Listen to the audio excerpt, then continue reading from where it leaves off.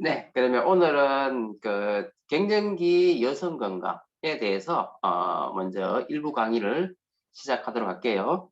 소리 잘 들리죠? 네. 네, 자, 먼저 갱년기가 뭔지에 대해서 우리가 좀 정확하게 알 필요가 있어요. 사실 갱년기라는 용어는 그냥 그 어떤 하나의 이벤트라기보다는 어떤 인터벌 기간이 있어요. 그래서 결론은 갱년기라는 거는 여성 호르몬 있죠. 에스트로겐이라는 여성 호르몬이 떨어지면서 나타나는 여러 가지 몸의 변화를 가지고 한마디로 이야기해서 갱년기다 이렇게 이야기하시면 돼요. 그래서 여성 호르몬이 안 나오게 됨으로써 여성분들이 겪게 되는 그 모든 과정을 갱년기라고 하는데, 그래서 보통 갱년기는 맨 밑에 보시면 평균적으로 한 50세, 49.7세 돼 있죠. 한 50세 정도의, 예전에는요, 제가 공부할 때는 51세 정도로 이야기했는데 좀 더 떨어진 것 같아요. 그래서 요게 평균 폐경 시작 연령인데, 폐경이라는 거는 생리가 끝나는 걸 가지고 폐경이라고 그러잖아요. 옛날에는 폐경인데 요즘은 완경 이렇게 이야기해요. 그래서 생리가 끝나면서 나타나는 생리 폐경, 그러니까 끝나기 전에 어떤 증상부터 끝나고 나서 나타나는 그 이후의 과정, 모든 게 바로 갱년기다 이렇게 생각하시면 되는데, 그래서 갱년기 증후군은요, 우리가 이런 신체적인 어떤 이야기도 있지만은요, 심리적인 문제가 많이 관여한다는 거예요. 그래서 이런 모든 거를 포함해서 갱년기 증후군 이렇게 이야기를 하는 거예요. 그래서 여성 호르몬이 떨어지면서 나타나는 신체적인 변화와 심리적인 변화를 모두 아우러서 그걸 가지고 갱년기다 이렇게 생각하시면 되는데, 그래서 종류에 보면 좀 다양해요. 그래서 보면 폐경기를 분류하는 데 있어서 폐경 이행기, 그러니까 폐경 전 이야기죠. 그 다음에 폐경, 그 다음에 폐경 후. 결국은 뭐냐면요, 이 모든 것을 아우르는 걸 가지고 갱년기다 이렇게 생각하시면 돼요. 그래서 뭐 요즘은 뭐 갱년기와 뭐 폐경, 완경이 막 짬뽕이 돼가지고 나타난다고 보시면 되는데, 그래서 보통 폐경이 있기 전에 보면은 대부분 뭐부터 시작되느냐면 생리불순부터 시작하세요. 그래서 생리불순이 막 오다가 이 증상 뭐냐면 여성 호르몬이 떨어지면서 나타나는 건데, 생리불순이 오고 그때 동반되는 게 뭐냐면 보통 안면홍조, 얼굴이 막 확 달아오는 거 있죠. 이런 증상이 시작되는 거고요. 그 다음에 이제 폐경은 보통 생리가 끝나고 나서 한 1년 정도 이렇게 완전 생기가 빠지잖아요. 그러면은 보통 이제 나는 완전 폐경이 됐다 이렇게 이야기를 하는 거예요. 그래서 이런 경우는 여성 호르몬이 완전히 안 나오면서 나타나는 몸의 변화, 이걸 가지고 폐경 이렇게 이야기하고요. 그리고 이제 폐경 후에 1년이 지나고 나서 계속 생리가 없음으로 해가지고 이제 나타나는 여러 가지 증상들 상황을 가지고 폐경 후의 상태다 이렇게 이야기를 하시면 돼요. 그래서 여기 보면 안드로겐 하는 게 있는데요. 안드로겐 하는 거는 뭐냐면 성호르몬을 만드는 걸 가지고 안드로겐이라고 그래요. 근데 안드로겐은요, 결국은 남자한테 나오는 걸 가지고 남성 호르몬 이렇게 이야기를 하고요. 여성 호르몬, 남자, 여자가 여성 호르몬이라고 그러겠죠. 결국은 안드로겐이 결국은 여기 보시면 어, 그 남성 호르몬으로 가는, 남성 호르몬을 말하는 안드로겐이 그러고, 이 안드로겐이 다시 여성 호르몬의 어떤 전구체가 돼가지고 여성의 어떤 생리적인 자극도 나타낸다는 거죠. 그렇게 이해하시면 되고요. 그래서 연령에 따라 가지고요, 남성 호르몬과 여성 호르몬의 변화가 좀 다른데요. 보시면 남성 호르몬은요, 한 4, 5세 때 피크를 하다가 천천히 떨어지죠. 그래서 보통 보면은 한 40에서 한 50부터 얘가 천천히 이렇게 떨어진데 반해서 여성 호르몬 어때요? 쭉 올라가가지고 여기 보시면 35세 정도 돼서 피크를 쳤다가 확 떨어지죠. 그래서 남자보다가 여자분들이 이 호르몬의 변화에 대해서 상당히 예민한 거예요.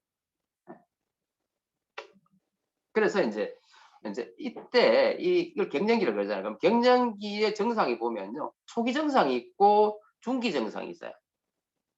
그래서 초기에 처음 나타난 증상들은 주로 뭘까요? 막 얼굴이 막 화끈거리고, 그러면서 밤에 막 땀이 쫙 나는 거, 야간 발한. 그러면서 이제 질 부분이 위축이 되면서 이제 출혈이 될 수도 있고 감염이 될 수도 있고 또 부부관계 할 때 통증을 유발할 수 있고 또 그러면서 요러 개의 감염이 오면서 방광염이나 요실금이나 빈뇨 같은 게 초기 나타나요. 요게 이제 초기에 여성 호르몬이 조금 떨어지면서 나타나는 증상이다 이렇게 생각하시면 되고요. 그 다음에 이제 중기 이후에는 이제 본격적으로 에스트로겐이 이제 없어지기 때문에 피부가 위축이 와요. 그래서 피부가 위축이 되고 건조해지고 또 유방이 처지면서 또 그와 더불어 가지고 근육통이나 관절통이 오는 거를 가지고 중기 증상이라 그러고요. 그리고 이제 이와 동반돼 가지고 정신과적으로 이제 기억력이 감소할 수도 있고 기분이 변화되면서 우울증 같은 거. 그러면서 불안증, 초조 뭐 이런 게 나타날 수 있는 것이 이 정신과 증상이고요. 그다음에 이제 만성적으로 폐경이 계속 진행되다 보면 이제 나이가 50 넘고 60 넘잖아요. 그럼 이때 제일 위험한 게 뭐냐면 뼈가 약해지는 골다공증이에요. 그다음에는 심혈관계 질환이 폐경이 되고 한 60이 되면 좀 많이 나타나거든요. 그래서 뭐 고혈압도 나타나지만은 심장이 나빠지고 혈관이 더 안 좋아지고 하는 그런 증상들. 그러니까 이런 게 다 이 갱년기와 동반된 증상들이다 이렇게 생각하시면 돼요. 자, 그래서 증상 아까 이야기했지만 제일 많이 나타나는 거는 얼굴 확 끈거리는 안면 홍조. 그 다음에 막 가슴이 두근두근거리고 땀이 막 나는 거. 그 다음에 기억력 감퇴되고, 그죠? 그 다음에 이런 게 제일 많고요. 불면증 나타날 수 있고. 그 다음에 이제 비뇨기과 쪽으로 이제 빈뇨나 요실금 같은 게 많이 나타날 수 있고. 그래서 이런 증상들이 갱년기 증상이다 이렇게 생각하시면 되는데 여기서 질문이 있어요. 생리는 정상적으로 나오는데 난 이런 게 있는데요. 이렇게 이런 분 있잖아요. 그죠? 생리 정상적으로 해요. 그런데 이런 증상이 나타나. 이거는 갱년기 아니에요. 그래서 갱년기라는 거는 생리 불순과 생리가 빠지는 증상이 동반되면서 이게 나타날 때 우리가 갱년기다 이렇게 이야기합니다. 그래서 이제 조금 더 구체적으로 이야기를 하면은요. 주요 증상 중에서 사실은 그 갱년기가 되면서 첫 번째로 병원에 많이 오게 되는 것 중에 하나가 뭐냐면 바로 이거예요. 비뇨생식기의 위축 때문에. 그래서 대부분은 뭐로 오느냐면은요. 방광염이나 아니면 소변 보는 게 불편하다 하면서 와요. 사실은. 그런데 사실 이것보다 더 불편한 게 뭐냐면요. 성교통이에요. 사실은 부부 관계가 힘들어지니까 그 이야기를 할 데는 없고, 그래 병원에 와가지고는 소변 보는 게 불편해요, 소변을 자꾸 지리게 돼요, 이런 이야기를 하면서 이제 제가 물어보면 부부 관계가 힘들어서 오는 경우가 많아요. 건조하니까 분비물이 적어지니까 나타나는 증상들이 상당히 불편하다고요. 그 다음에 이제 두 번째는 이제 혈관 운동 증상인데 결국은 체온 조절이 안 되죠. 그러니까 우리 몸에 있는 자율신경이 있는데 이 자율신경계의 반응을 에스트로겐이 조절하거든요. 그런데 그게 안 되니까 외부의 어떤 조그마한 온도 변화에도 너무 예민하게 반응해요. 그래서 얼굴이 막 확 끈거리기도 하고 막 이러는 거예요. 그래서 체온 조절에 이상이 생기면서 나타나는 거. 그래서 이걸 혈관 운동 이상이라고 그러죠. 그죠? 그래서 보면 막 안면 홍조, 그다음 밤에 막 땀이 막 나는 거. 그래서 이게 제일 흔해요. 한 75%. 근데 이게 생각보다 상당히 심각하고 불편할 사람들 많거든요. 그래서 이것 때문에 힘들어서 오는 경우 또 이거 나타나다 보면 사람들이 나 이제 뭐예요? 갱년기 폐경이구나 생각하면서 우울증이 옵니다. 그래서 이런 식으로 진행된다는 거 이제 이해하시면 되고요. 그 다음에 폐경이 오면 좀 시간이 지나면서 우리가 정말로 신경 써야 되는 거. 제가 지난 시간에도 공부를 했지만 골다공증이에요, 사실은. 근데 왜 여성분들이 폐경이 되면 골다공증이 무조건 오느냐? 그게 바로 뭐냐면 에스트로겐이 골다공증을 막아주고 있었어요. 그래서 우리가 왜 혈중에 칼슘 농도가 있잖아요. 이게 유지돼야 되거든요. 근데 이게 유지가 안 되면 어떻게 된다 그래요? 몸이 이제 산소화되면 칼슘 농도는 떨어지잖아요. 그래서 예를 들어서 칼슘 농도가 너무 높아. 그러면은 어떻게 해요? 칼슘 농도가 높아지면은 칼슘을 떨어뜨려야 되니까는 뼈에서 칼슘 빼내면 안 되고 신장에 나가야 되겠죠. 이때 하는 게 호르몬이 갑상선에 칼시토닉 하는 게 있어요. 아마 처음 들어보시실 건데 저는 강의를 했습니다만은 그 반대가 뭐냐면은 부갑상선이에요. 부갑상선 호르몬이 있는데 이거는 뼈에서 칼슘 빼버리는 거예요. 그래서 혈중에 칼슘이 떨어지면은 뼈에서 칼슘을 빼서 혈액 내에 칼슘 농도를 유지한다 그랬잖아요. 산성화되는 거를 알칼리를 만들어준단 말이에요. 이거를 도와주는 게 부갑상선 호르몬인데 결국은 이래 되면 뭐가 된다고요? 골다공증이 오잖아요. 그런데 이 과정을 차단해 주는 게 여성 호르몬. 여성 호르몬은 뼈에서 칼슘이 빠져나가는 것을 차단해 주는 기능이 있다. 이런 생각하시면 아시겠죠? 그래서 여성 호르몬이 떨어지면은 뼈에서 칼슘이 왕창 나간다. 그래서 골다공증이 갑자기 진행이 된다. 이렇게 이해하시면 돼요. 자, 그 다음에 아까 이제 심혈관계 질환의 이야기가 있는데 심혈관계 질환은요, 이 에스트로겐이 보통 여자분들은 그 폐경되기 전까지는요, 뭐 혈압, 고혈압이라든지 심혈관계 질환이 그렇게 안 나타나요. 남자만 많잖아요. 근데 폐경이 되면 갑자기 왜 나타나느냐? 첫 번째, 에스트로겐이 산화질소를 만들어. 자, 우리 제품 중에서 산화질소를 만드는 게 있어요. 뭔지 아세요? 코엔자임 큐텐이잖아요. 맞죠? 코엔자임 큐텐이 산화질소를 만들어서 혈압을 조절해 주는 거잖아요. 그런데 여성 호르몬이 그 기능을 하고 있는 거예요. 그래서 여성 호르몬이 산화질소를 활성화시키고요. 그 다음에 콜레스테롤, 혈중 콜레스테롤을요, HDL을 높이고, LDL을 떨어뜨리고, 중성지방을 줄이고 하는 이런 좋은 어떤 효과가 있다는 말이에요. 그래서 조금 더 구체적으로 이야기하면 첫 번째는 에스트로겐이 산화질소를 만들어서 혈관을 확장한다 하는 게 첫 번째고요. 두 번째는 혈중의 지질에 이렇게 산화되잖아요. 여기 보면 뭐 HDL, LDL 가는데 이게 결국은 산화되면은 플라그가 형성돼 가지고 혈관을 이렇게 플라그 만들어 버리잖아. 그러면 혈관을 막아 버리거든요. 그런데 이거를 방지하는 게 원래 비타민 중에서 비타민 E거든요. 토코페롤. 근데 토코페롤과 똑같은 기능을 하는 게 뭐냐면 여성 호르몬입니다. 에스트로겐이 이 기능을 한다는 거예요. 아시겠죠? 그래서 여성 호르몬이 신체에서 여러 가지 기능을 한다는 게 밝혀집니다. 자, 그 다음에 심리적인 부분요. 사실 우리가 이걸 무시하지만 사실 폐경이라는 거는 이 심리적인 부분 상당히 큰 문제를 일으켜요. 그래서 보통 갱년기가 오고 폐경이 오면요. 에스트로겐 감소 자체가 우리 뇌 호르몬 중에서 세로토닌이 있죠. 세로토닌 분비가 좀 이상이 있으면은 불면증, 우울증 오잖아요. 그러니까 에스트로겐이 감소되면은 이 세로토닌 분비가 잘 안 돼가지고 무조건 불면증이나 우울증이 오게 돼 있어요. 그래서 이것 때문에 그런 게 나타날 수 있고 또 신경과민이나 이런 건망증이 올 수가 있는 거예요. 그래서 에스트로겐의 감소가 이런 여러 가지 문제를 일으킬 수 있다는 사실을 기억을 해야 되고요. 그리고 이제 보통 이 나이가 되면 이제 어때요? 상실감이 오죠. 애들도 다 커서 독립을 하게 되고 신랑도 좀 그렇고 이러니까 외로워진단 말이에요. 그죠?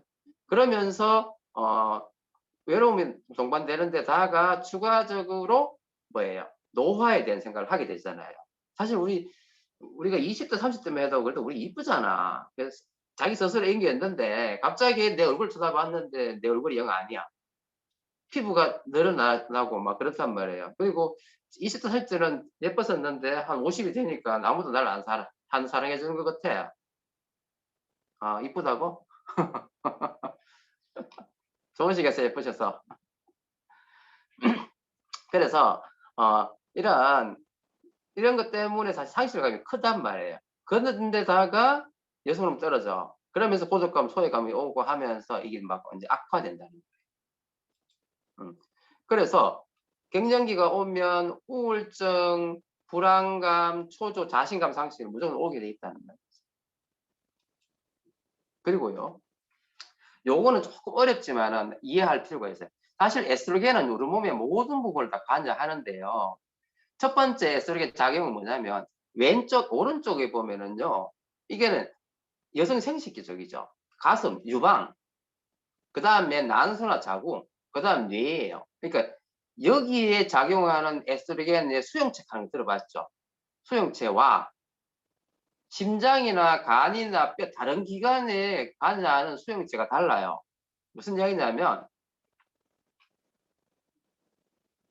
브레인 빼고요. 참. 그러니까 여성 호르몬, 여성 생식기, 유방이나 난소 자궁에 관여하는 거는 알파 수용체라고 해요. 그리고 나머지 부분에 관여하는 거는 베타 수용체라고 그래요. 그래서 사실 에스트로겐이요. 한번 생각해 보세요. 에스트로겐은 원래 이 생식기 쪽에 작용하는 거, 생식기와 유방에 작용하는 거하고 나머지 부분이 역으로 생각해 보면 어때요? 유방 쪽 있잖아요. 유방이나 그다음에 자궁 난소라는 거는 생식과 관련된 부분이잖아요. 아기를 놓고 아기를 키우는 것이잖아요. 여기에 작용하는 거와 나머지 부분은 대부분 다 뭐냐면은 예를 들어서 피부 보세요. 피부, 스킨, 뼈, 간, 심장, 브레인 뭐냐면요. 브레인 같으면 치매를 예방한다. 심장 쪽을 예방한다. 간 기능을 좋게 한다. 뼈를 튼튼하게 한다. 피부를 탄탄하게 한다. 이게 여성 호르몬 기능이었단 말이죠. 이해되시죠? 근데 나머지 유방이나 난소 자궁은요. 사실 아기를 놓는 쪽은 필요한 거 맞죠? 그리고 이게 정말 중요한 거 맞아요. 그런데요. 여성 호르몬이 이쪽에 너무 과하면 뭐가 생기는 줄 아세요? 암이 생긴다. 이게 문제가 돼요. 그래서 요걸 알고 계셔야 돼요. 그래서 유방이나 자궁 난소는요. 적당 레벨의 에스트로겐 분비가 잘 되어져야지만 기능이 없어요. 기능 괜찮아요. 만약에 에스트로겐이 너무 많이 분비되면요. 여성의 장기에 문제가 생길 수도 있어요. 없어도 문제 생기지만. 그리고 나머지 장기, 베타 수용체는요. 여성 호르몬이 분비됨을 해가지고 대부분 다 보호 기능이 있다는 거죠. 없어지면은 뭐예요? 이상기 기능이 나타나는 거죠. 갱년기 증상 나타난다는 얘기죠. 요거 이해되시죠? 그래서 보시면 폐경이 되면 사실 제일 쉬운 방법은 뭐냐면요. 여성 호르몬을 넣어주면 되잖아요. 지금 폐경 때문에 여성 호르몬이 부족해가지고 폐경이 오는 거니까 여성 호르몬 넣어주면 된다는 말이에요. 근데 이게 뭐가 문제가 되느냐면요. 여성 호르몬 넣어줬는데 이렇게 되는 거예요. 바로 이 부분, 즉 여성 장기 쪽에는 에스트로겐이 작용하면 안 돼요. 왜? 암 생기니까. 근데 나머지 부분은 작용을 하면은 머리 쪽에는 뭐예요? 머리 기능 좋게 해주겠죠? 혈관을 튼튼하게 해주겠죠? 뼈 튼튼하게 해주겠죠? 이해되시죠? 그래서 여성 호르몬을 공급해주면은요, 골다공증도 예방이 되고, 피부도 뭐예요? 탄력이 생기고, 심장도 보호되고 다 좋아져요. 뇌도 좋아지는 거예요. 이거는 왜? 베타 수용체 관여하기 때문에. 그런데 문제는 뭐냐면요, 에스트로겐을 사용해가지고, 난소나 자궁 쪽에 만약 관여를 하면 이게 암이 생긴단 말이에요. 이해되세요? 암이 생겨요.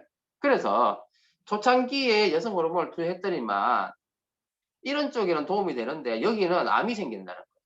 여성 호르몬 제일 문제가 뭐냐면 유방암이거든요. 유방암, 난소암, 자궁암이 생기는 게 가장 큰 문제가 된다는 거예요. 이해되시죠? 그런데 요즘 새롭게 나오는 여성 호르몬은요. 다행히 알파 수용체는 관여 안 해요. 그리고 베타 수용체는 관여를 해요. 그래서 요즘에 나오는 에스트로겐은요. 비교적 안전하게 사용할 수가 있어요. 단 유방암이 있거나 난소나 자궁에 이상이 있는 사람은 사용하면 안 되겠죠. 지금 제가 방금 이야기했는 거 좀 이해되셔요? 그러니까 처음에 나온 1세대, 2세대 여성 호르몬은 알파하고 베타하고 다 관여했기 때문에 부작용이 많았어요. 암에 대한 부작용이 있었어요. 유방암이나 난소암이나 자궁암. 그런데 요즘 나온 거는요. 알파에는 관여 안 하고 베타에만 관여하는 게 나와요. 그래서 비교적 안정해요.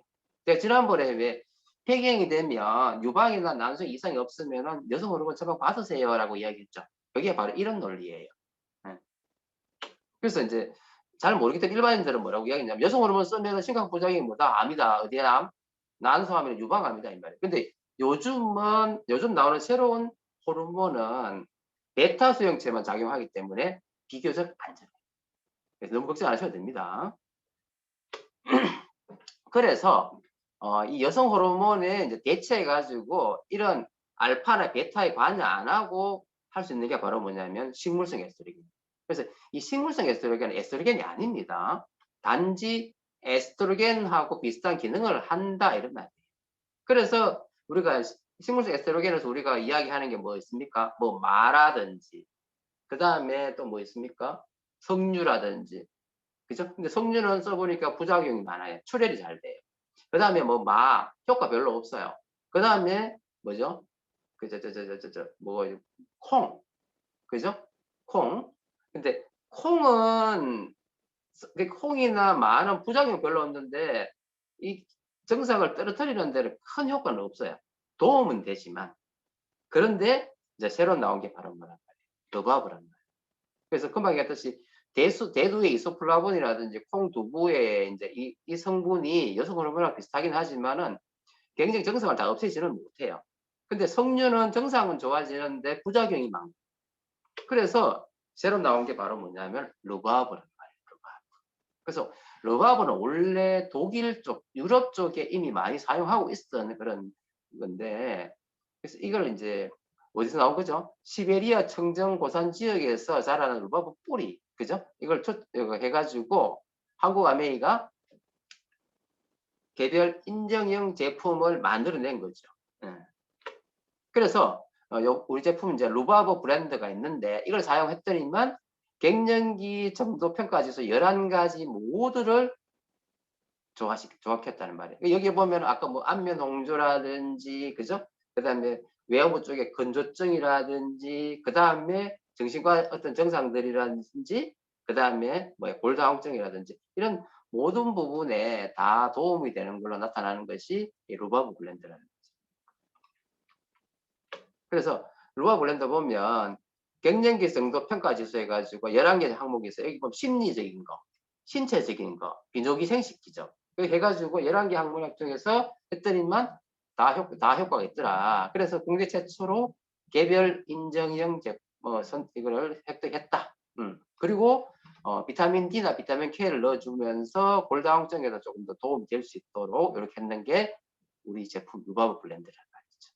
그래서 갱년기 환자가 오면 물론 간말 리롤렌산도 도움이 됩니다. 그래서 간말 리롤렌산 플러스 루바브를 같이 해주면 여성 호르몬을 안 쓰고도 갱년기 증상을 완화시킬 수 있는 확률이 상당히 높습니다. 아시겠죠? 그래서 개별 인정형에 대한 부분은 사실 이거 받기 쉽지 않습니다. 그래서 이게 이제 개별 인정이 받으려면 이런 어떤 여러 가지를 통과해야지만 되기 때문에 누구나 받을 수 있는 게 아니라는 거죠. 그래서 그 정도로 효과 있는 제품이니까 그리고 이거에 대한 건강기능식품 원료에 대한 심사 보고서까지 다 있고 여기에 보면 미국 FDA 그다음 캐나다 등록 다 돼 있고 독일에서 돼 있고 뭐 여러 곳에서 식이보충제로 사용되는 걸로 돼 있고 그 다음에 아까 했죠. 여성 삶의 지표를 모두 다 좋아지게 하고 밑에 보시면요. 이거예요. 갱년기 여성 건강 가능성에서 에스트로겐의 베타 리셉터, 베타 수용체를 활성화시키기 때문에 이런 쪽에 효과가 있는 거예요. 그렇죠? 아까 제가 이야기했죠. 루바브는 에스트로겐의 베타 수용체에 관여하기 때문에 부작용이 없이 사용할 수 있다. 그래서 그 정도로 이게 학문적으로도 인정받은 제품이다. 이렇게 생각하시면 돼요. 아시겠죠?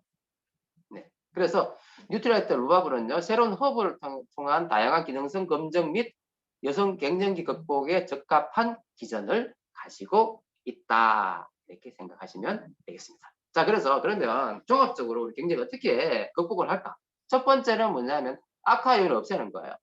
그래서 갱년기가 빨리 오는 가족력. 그 다음에 갱년기 빨리 오게 하는 게 뭐냐면 흡연. 그죠? 불규칙한 생활 습관, 스트레스, 그 다음에 가지고 있는 질병, 그 다음 고혈압, 당뇨 이런 게 이걸 악화시키거든요. 그러면 어떻게 내가 갱년기를 관리해야 되느냐? 첫 번째는요. 내가 건강에 관심을 가지면서 갱년기 증상이 있으면은요. 내 몸의 변화를 내가 잘 관찰해야 돼요. 이때까지 우리 한국 문화는 갱년기 증상은 왜? 누구나 겪는 거기 때문에 야 뭐 그걸 가지고 그러냐 이렇게 이야기하기 때문에 본인도 그렇게 생각했단 말이에요. 지금 그러면 안 돼요. 갱년기는 하나의 질병입니다. 두 번째, 균형 잡힌 식사와 꾸준한 운동, 그 다음 적절한 체중 유지, 그죠? 이런 걸 통해 가지고 건강 유지하는 게 중요하겠고요. 그 다음에 금연. 박영래 의원님, 금연 하셔야 됩니다.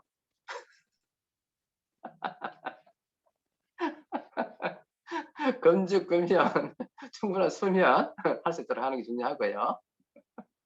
그다음에 자, 폐경과 갱년기는 누구나 경험하는 인생 과정이기 때문에 이거를 우선은 마음으로는 자연스럽게 받아들이셔야 돼요. 무슨 말인지 아시겠죠? 그리고 만약에 이것 때문에 내가 불편하잖아요. 힘들잖아요. 그러면 5번이 제일 중요해요. 불편하면 그걸 참으시면 안 돼요. 불편하거나 뭔가 마음에 문제가 생기면은요, 반드시 솔직하게 그 감정과 우울감에 대해서 주위 가족들한테 도움을 청하셔야 되고요. 그래도 안 되면 전문가한테 도움을 청하셔야 돼요. 그러니까 갱년기 증상이 나타나면 그 자연적인 과정이라고 생각 참으시면 안 돼요. 그래서 항상 내 주위에 내 편을 만드셔 가지고요. 외롭지 않게 만드시는 게 중요하고요. 만약에 이 가족의 도움으로만 친구의 도움으로만 안 된다면은 반드시 전문가와 상의를 하시면 돼요. 그래서 갱년기 증상에 그 초기 나타나는 게 있잖아요. 안면 홍조라든지 질건조증이라든지 이런 거 있죠. 이런 거는 쉽게 치료가 됩니다.